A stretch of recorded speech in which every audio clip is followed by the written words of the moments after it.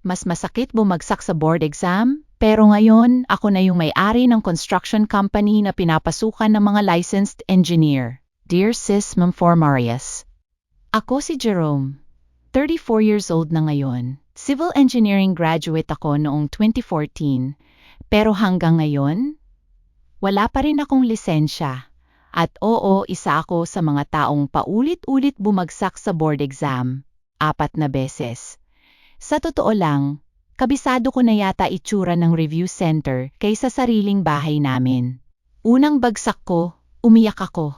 Pangalawa, nahiya ako. Pangatlo, galit na galit ako sa sarili ko. Pang-apat, wala na akong maramdaman. Parang ubus na ako.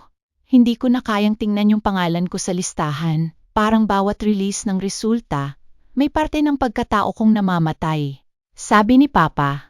Anak, baka hindi talaga para sa'yo. Sabi naman ng kapitbahay. Sayang tuition. Engineer pero hindi lisensyado. Mas masakit pa doon, yung mga kaklase kong dati nangungopya lang sa akin, sila pa yung unang naging engineer. Tuwing may reunion, hindi ako sumasama, nahihiya ako, sila may hard hat na may pangalan, may company ID, may sariling motor, may mga post na site visit today. Ako?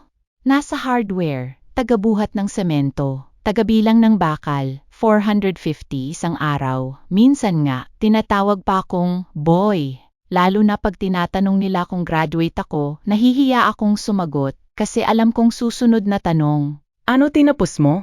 Licensed ka?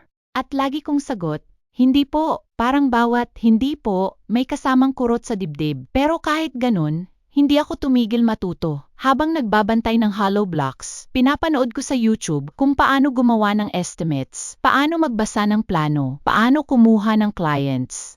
Lahat ng libre inaral ko. Kasi kahit bagsak ako sa exam, ayoko namang bumagsak buong buhay ko. Noong pandemic, nawalan ako ng trabaho. Yung iba kong kaklase naka-work from home. Ako, naghahanap pa lang ng work from home. Isang araw, may kapitbahay kaming gustong magpagawa ng maliit na terrace.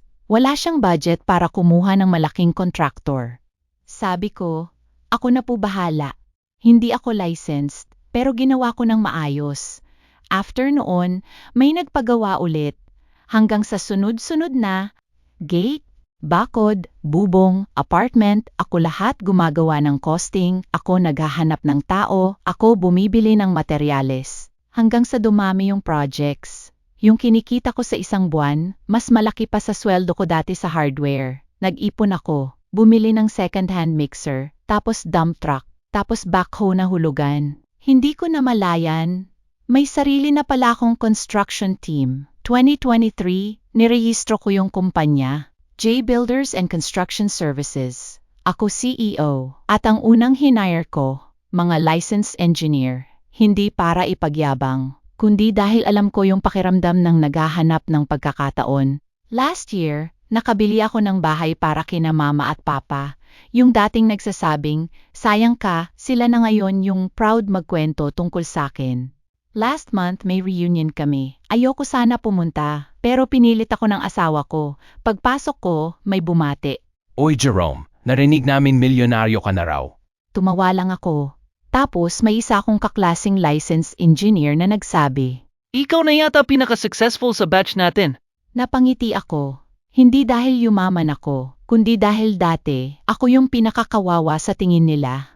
Ang aral. Hindi porket bumagsak ka sa exam, bobo ka na. Minsan, hindi lang talaga doon nasusukat yung galing mo.